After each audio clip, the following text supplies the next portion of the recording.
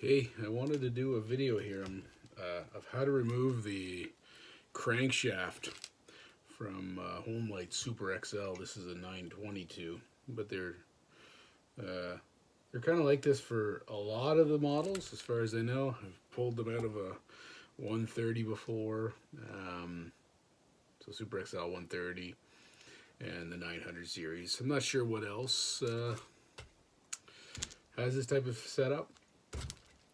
But if you're happening to be working on a Super XL 900 series saw or a Super XL 100 series saw, and you want to either take the crankshaft out or replace the crankshaft. And this one here, I don't really want to replace the crankshaft. I just have to get it out because the bearings are, I can hardly turn them. This saw was eating a lot of sawdust and then sat for a long time. So basically it was blown up and then sat for a long time, and whatever sawdust and grease has been in here is just basically turned into cement, and the bearings, you know, as I'm trying to clean them just when it's in there, now it won't turn anymore. So I gotta take the crankshaft out and see if I can clean the bearing.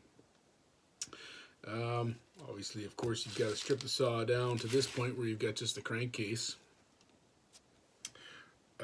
Remove this side plate here. On the 900 series saw, you have to remove the cylinder and piston to get this ignition side plate off, so that you can actually push the crankshaft out this way here.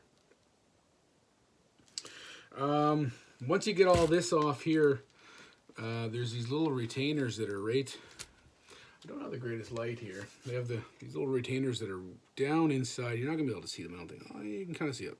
Just right on the bottom down here. There's two retainers. There's one on the bottom and one on the top. And that's what's actually holding this thing in. If you don't remove those two screws, you'll never get this thing out.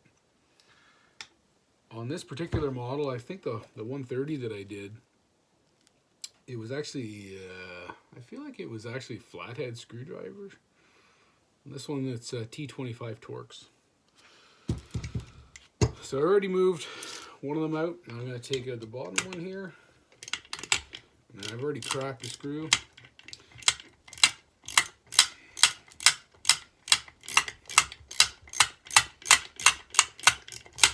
Go ahead and take it out. And I've got a heat gun here that I might use, maybe. I might just try and pop it right out. I know that's what I did last time. Probably not a good practice, but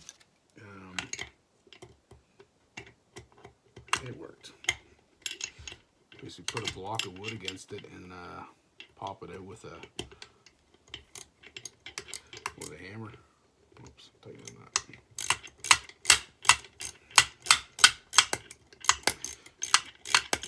One of these projects that just kind of keeps getting bigger and bigger and bigger. Originally, I just wanted to put a new piston in it. Then, you know, next thing I know, I got this saw completely disassembled here. I got that, I guess. I think so. I got the saw completely disassembled. And it's not too often that I take a saw right down to removing the crankshaft out of it. Only one other time was actually to rebuild my Super XL 130 because this one was rotten so bad. Anyway, still got that sitting up on the shelf as a reminder to my first rebuild. All right, so we got the two retainers out. Now, the next step is to drive that crankshaft right out. Now let me see, I'll grab my dead blow hammer first and a block of wood and see if I get lucky, if I can get this to come out or not. I really hope I do. I'm probably just going to end up driving the entire crank case across the floor here. Yeah, probably going to have to heat this to get it out. I don't think it's going to come out on its own.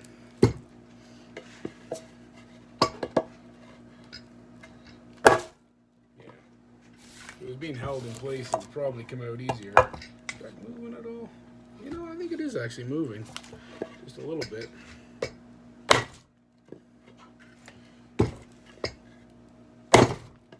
When it comes out, it's probably going to go flying across the room. Yeah, it is moving. Ever so slightly.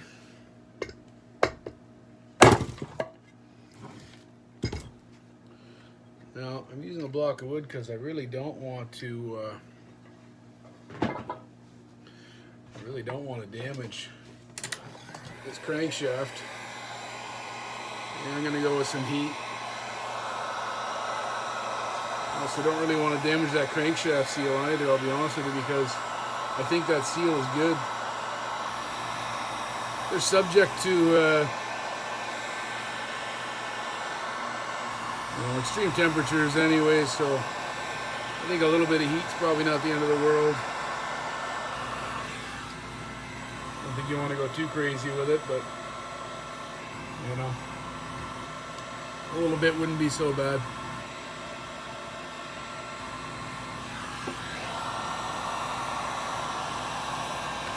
Let's just try that. I don't want to go too crazy. I just want to coax it out.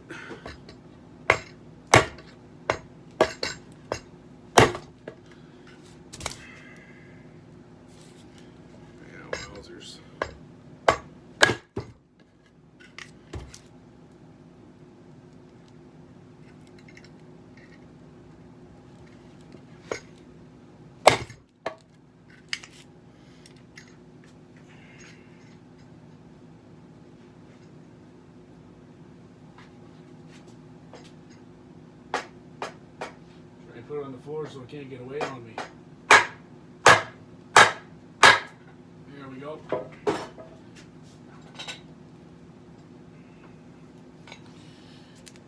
Alright. So, drove it out pretty easily. Now, the trick to getting it in is actually, I watched a video from Leon, from Leon's Chainsaw Parts and Repairs. And what he did was, to get this all to come back in, is you basically, you can use your clutch. You just basically slide this back through, and then you use the clutch to thread back on here with a bunch of washers, and then draw it back in. Maybe I'll do a video of that. When this goes back in, but yeah, it's kind of hard to see, but well, it's not going to help either. This bearing is just full of just nasty grime and dirt, so I'm going to try and save this bearing and put it back in. Anyhow, I hope you found that helpful.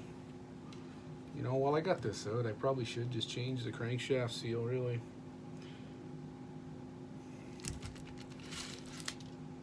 And the project keeps growing. Anyhow, I think you kind of missed the interesting part of where I actually drove it out. But anyhow, you get the idea. 2 retaining screws that are down inside there. You see the 2 little spots, one on the bottom, one on the top. Remove those, and then a block of wood and a dead blow hammer, pop it out, and that's how you get it out. Anyhow, hope you found this helpful. Have a nice day. Check in again. Next video will probably be reinstalling the crankshaft. Yeah, we'll make a video of that. Okay, thanks. Have a nice day. Bye.